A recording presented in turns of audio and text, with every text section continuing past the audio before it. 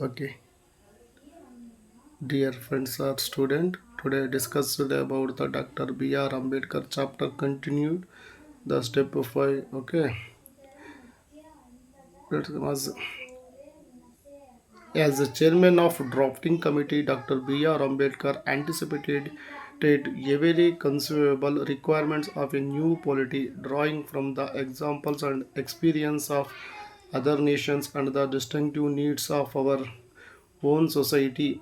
He raised brick by brick the magnificent edifice which now stands as the fundamental rights in the Constitution of India. Okay,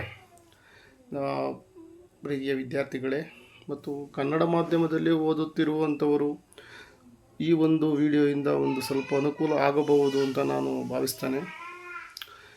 ಈ ಪಾಠ ಮಾಡುವ ಉದ್ದೇಶ ಕನ್ನಡ ಮಾಧ್ಯಮದವರಿಗೆ ಅನುಕೂಲವಾಗಲಿ, ನಾನು ತಿಳಿದಿರುವ ಅಟ್ಲೀಸ್ಟ್ ಸ್ವಲ್ಪ ಒಂದು ಇಂಗ್ಲೀಷ್ ಜ್ಞಾನವನ್ನು ವ್ಯಕ್ತಪಡಿಸೋಣ ಅಂತ ಈ ಒಂದು ಸೋಷಿಯಲ್ ಮೀಡಿಯಾ ಪ್ಲ್ಯಾಟ್ಫಾರ್ಮಲ್ಲಿ, ಯೂಟ್ಯೂಬ್ ಅನ್ನೋ ಒಂದು ಪ್ಲ್ಯಾಟ್ಫಾರ್ಮಲ್ಲಿ ನನ್ನ ಪ್ರಯತ್ನ ಮತ್ತು ನನ್ನ ಒಂದು ಸ್ಪೀಚ್ ಮತ್ತು ಒಂದು ನನ್ನ ನಾಲೆಡ್ಜ್ ಡೆವಲಪ್ಮೆಂಟ್ ಆಗಲಿ, ಒಂದು ಯೂಸ್ ಏನೋ ಆಗ್ಬೋದೇನೋ, ಅದು ವ್ಯರ್ಥ ಆಗಬಾರ್ದು ಅಂತ ಈ ಒಂದು ಪ್ಲ್ಯಾಟ್ಫಾರ್ಮ್ನ ಯೂಸ್ ಮಾಡ್ತೀನಿ. I am as A not teacher. ನಾನು ಮಾಡುವಂಥದ್ದು ಒಂದು ಸ್ಮಾಲ್ ಬಿಸ್ನೆಸ್, ಬಟ್ ಟೀಚಿಂಗ್ ಹೋಗಲಾಗದೆ ಒಂದು ಕಾರಣಾಂತರಗಳಿಂದ ನನಗೆ ಸಂಬಂಧಪಟ್ಟಂತಹ ಸಮಸ್ಯೆಗಳಿಂದ ಪರ್ಸ್ನಲಿಂದ ನಾನು ಹೋಗೋಕ್ಕಾಗ್ದಲ್ಲಿರೋದ್ರಿಂದ ಈ ಒಂದು ಯೂಟ್ಯೂಬ್ ಪ್ಲ್ಯಾಟ್ಫಾರ್ಮ್ನ ಬಳಸ್ಕೋತಾ ಇದ್ದೇನೆ. ದಯವಿಟ್ಟು ಒಂಚೂರು ಸಪೋರ್ಟ್ ಮಾಡಿ, ಲೈಕ್ಸ್ ಮಾಡಿ ಅಂತ ಒಂದು ವಿನಂತಿ, ವ್ಯೂಸ್ ಮಾಡಿ ಅನ್ನೋದು ಒಂದು ವಿನಮ್ರವಷ್ಟೇ.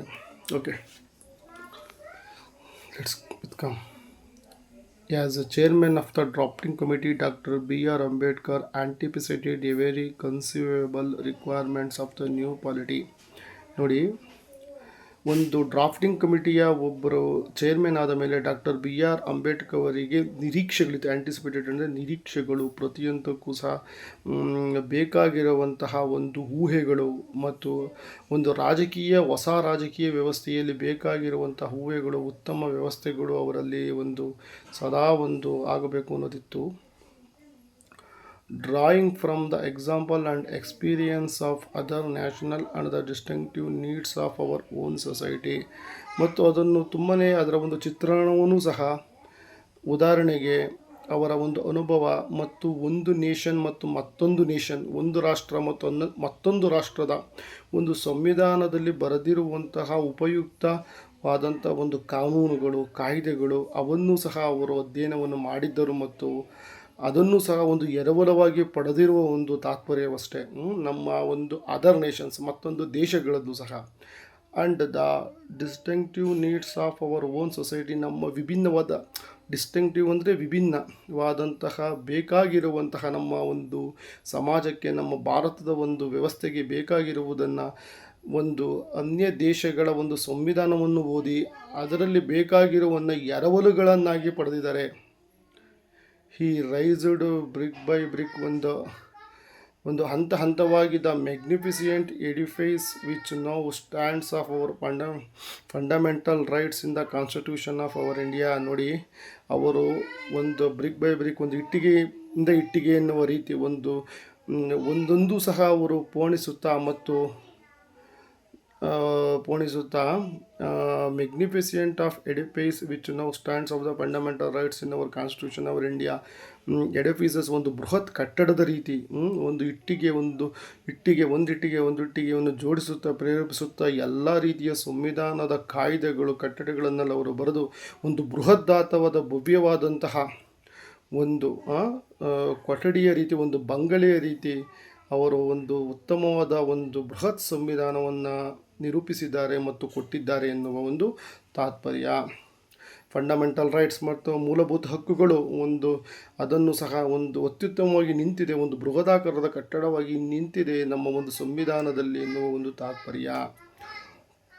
There were of our course other luminaries on the committee like already Krishnaraj Iyer, K.M. Munshi and Gopalaswamy Iyengar, who also made vital constitution to the process of constitution making. ನೋಡಿ, ಮತ್ತೆ ಇಲ್ಲಿ ಹೇಳ್ತಾ ಇರೋದೇನೆಂದರೆ, ಅಲ್ಲಿ ದೇವರ್ ಆ ಒಂದು ಸಂವಿಧಾನವನ್ನು ರಚಿಸಬೇಕಾದ್ರೆ ದೇವರ್ ಸ್ಟ್ಯಾಂಡ್, ಯಾರ್ಯಾರು ನಿಂತಿದ್ದಾರೋ ದೇವರ್ stand as the fundamental rights, ಮೂಲಭೂತ ಹಕ್ಕುಗಳಿಗಾಗಿ ದೇವರ್ ಆಫ್ ಕೋರ್ಸ್ ಲುಮಿನರೀಸ್, ಒಬ್ಬರು ತತ್ವಜ್ಞಾನಿಗಳು, ಲುಮಿನರೀಸ್ ಅಂದರೆ ಪ್ರಸಿದ್ಧವಾದ ವ್ಯಕ್ತಿಗಳು ಆ ಒಂದು ಕಮಿಟಿಯಲ್ಲಿ ಇದ್ದರು. ಓಕೆ, ದಿಗ್ವಿಜರು ಅನ್ನೋ ರೀತಿ ಇದ್ದರು. ಯಾರ್ಯಾರು? ಆಲ್ರೆಡಿ ಕೃಷ್ಣಸ್ವಾಮಿ, ಓಕೆ, ಸ್ವಾಮಿ ಅಯ್ಯರ್, K.M. ಮುನ್ಷಿ ಅನ್ನೋರಿದ್ದವರು. ಆಲ್ರೆಡಿ ಕೃಷ್ಣಸ್ವಾಮಿ ಅಯ್ಯರ್ ಇದ್ದರು. ಎನ್ ಗೋಪಾಲಸ್ವಾಮಿ ಅಯ್ಯಂಗಾರ್ ಇದ್ದರು. Was also made A vital contribution in the process of constitution making. ಇವರು ಒಂದು ಎಂಥ ಕೊಡುಗೆಗಳನ್ನು ಕೊಟ್ಟಿದ್ದಾರೆ ಎಂದು ಒಂದು ನಮ್ಮ ಸಂವಿಧಾನಕ್ಕೆ ಅತ್ಯಂತ ಉತ್ತಮವಾದಂತಹ ಮತ್ತು ವಿಶಾಲವಾದಂತಹ ಪ್ರಗತಿಯುಳ್ಳಂತಹ ಒಂದು ಸಂವಿಧಾನವನ್ನು ಇವರು ಮಾಡಿದ್ದಾರೆ. ಓಕೆ, ಕೊಟ್ಟಿದ್ದಾರೆ. ಬಟ್ ಇಫ್ ದೇರ್ ಆದರೆ ಅಲ್ಲಿ but if there is one the Indian Constitution, it will surely Dr. B.R. Ambedkar it developed the Indian Constitution developed on the frankness and utmost patience the meaning and scope of different provisions of draft constitution. ಮತ್ತು